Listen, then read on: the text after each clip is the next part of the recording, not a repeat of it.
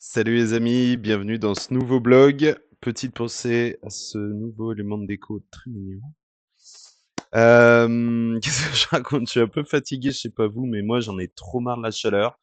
Ça fait bientôt là nous 6 semaines qu'il a quasi pas plu à la maison. Bon ça va, la maison elle est en pierre donc on va dire et les nuits sont fraîches vu qu'on est un peu en altitude donc ça va, je vais pas à me plaindre mais putain au bout d'un moment, ça fatigue un peu. On rentre comme d'hab dans le vif du sujet avec voilà nos trois sujets qui sont l'actu du studio Fig, une actu tech et un petit tips sur la partie growth. Alors, actu du studio, on va dire qu'il y a deux éléments. À nouveau la partie ads, si c'est un sujet qui vous intéresse, que ce soit pour du SaaS ou de l'agence, regardez les autres vlogs. Sur la partie SaaS, donc avec Reactine, on avait fait pas mal d'ads. On avait des super bons résultats et donc petit à petit, on optimisait l'événement déclencheur pour l'algo. Au début, c'était visite du site web, clic d'inscription, démarrage de free trial. Et là, on avait mis paiement. Mais en fait, on n'a pas assez de volume par semaine, qui fait que l'algo a pas réussi à bien optimiser. Donc, nos performances étaient moins bonnes. Donc voilà, c'est aussi un truc à savoir. Donc nous, on revient une étape en arrière pour essayer de refaire monter un peu le volume, pour ensuite à nouveau plus tard remettre le dernier événement qui est le paiement. Donc voilà, je vous en dirai plus. Mais du coup là, les sign-ups sont bien repartis. Je pense qu'on doit tourner à pas loin d'une dizaine de sign-up par jour, donc c'est cool. Et alors que sur le précédent ads, là, quand on optimisait au paiement, bah, il avait beaucoup de mal, puisqu'en plus on a une semaine d'essai et tout. Donc voilà, si vous faites de l'ads, c'est intéressant de garder en tête, je pense que je l'avais déjà dit, mais d'aller chercher une cinquantaine d'événements par semaine. Donc nous, sur l'inscription, là, on est bon, puisqu'on va tourner peut-être à 50, 60, 70, donc on est parfait. Mais si vous n'avez pas assez de conversion dans votre funnel sur la partie paiement, bah, peut-être qu'il faut juste optimiser sur le haut. Et à l'inverse, on le fait aussi sur Fig, sur un peu notre offre d'accompagnement tech en mode entrepreneur, où on aide des gens à lancer leurs produits tech, ou on les aide au quotidien à optimiser leur tech et comment gagner plus de temps et d'argent. On a lancé deux trois ads, c'était pour essayer. J'en ai parlé dans le vlog d'avant, mais du coup, là, pour vous donner un ordre d'idée, je crois qu'on est à 325 €, 350 peut-être, pour 5 calls bookés, dont un qui est pas venu, je vous l'avais dit. Là, on en a eu un nouveau ce matin pour demain, et deux devis envoyés pour un pipe du coup qui fait à peu près 60 000. Du coup, là, on tourne à moins de 100 € le call. Donc, pour l'instant, en tout cas, rien n'est signé évidemment, mais sur l'optimisation qu'on a donnée, qui est de prendre un call, franchement, ça marche super bien, donc on est hyper content. Après, je pense que nos créas sont plutôt bonnes, donc ça joue. Enfin, en tout cas, on se démarque dans le discours, donc je pense que ça joue. Puis c'est assez authentique, bah, un peu comme ces vidéos. On essaye d'être assez brut. Donc, de ce qu'on me dit en call, c'est ce qui a fait la diff. Donc je dis pas que si vous faites ça, vous avez des clients, mais en tout cas, c'est possible. Donc je vous tiendrai au jus. Si on signe quelque chose, bah, ça va être hyper intéressant parce que, bah, nous, si vous nous connaissez, on a l'habitude de faire 10 en apport d'affaires et donc, bah, voilà, si vous nous amenez un deal et que, je sais pas, c'est un SaaS à 30 000 – 40 000 €, bah, vous allez toucher 3 – 4 000 €. Hem et c'est complètement normal et nous, on adore faire ça.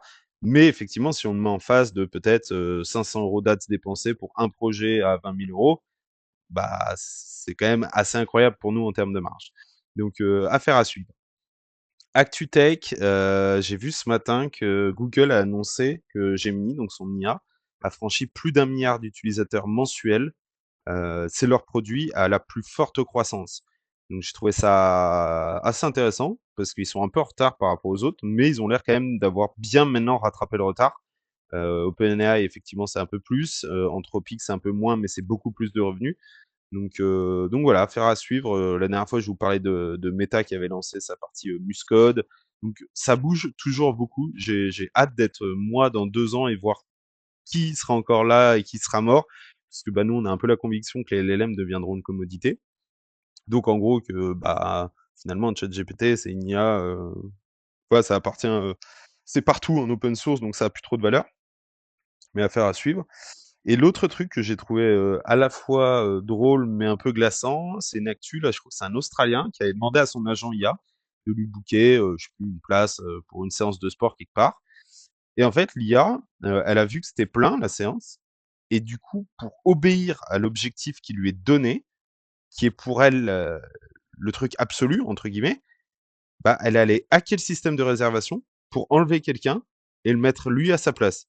Alors ça fait un peu tout un buzz, c'est un peu mignon, c'est un peu rigolo, mais en fait là, c'est juste un cas concret qui s'est passé, de à quel point, et j'en ai déjà parlé dans d'autres vlogs, l'IA peut sortir de son environnement pour obéir à une contrainte qui lui est donnée, pour sa propre «survivabilité» entre guillemets. C'est-à-dire qu'elle se alors elle se dit pas, même s'il y a maintenant des conscientisations de l'IA en termes de tech, mais elle a un objectif et du coup, pour elle, ça a plus d'importance de réussir cet objectif que de, peut-être, s'arrêter à de l'éthique qui est peut-être pas très bien pondérée là-dessus.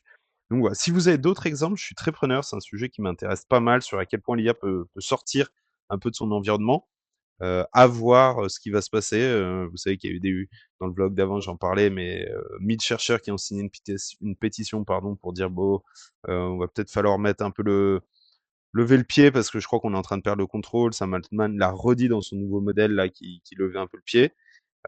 Donc là aussi, j'ai hâte d'être dans 2 ans pour voir à quel point, soit on a réussi tous à l'échelle planétaire à réguler ou en tout cas avoir des sécurités assez balèzes pour survivre au modèle. Mais d'un autre côté, c'est un peu le glaive et le bouclier puisque ces modèles seront eux-mêmes finalement basés sur des entraînements d'IA et donc l'IA sera meilleure que enfin bon, donc à voir ou alors complètement, bah, c'est une techno qui sera bridée, à un certain niveau d'accès et cetera. Affaire à suivre. Et sur la partie growth, là sur l'agence, moi ce que je fais, je pense que vous connaissez tous le cold emailing, avec des taux de réponse qui sont estimés à 1 pour 100 envoyés, et encore ça dépend des industries et tout. Et là j'ai pris le pari inverse, je me dis: «Bah tiens, moi je vais faire, 7 mails personnalisés par jour». Donc j'ai commencé lundi, donc là j'ai pas de recul et je sais pas du tout si c'est la bonne cible, mon message, donc il y a beaucoup de facteurs différents.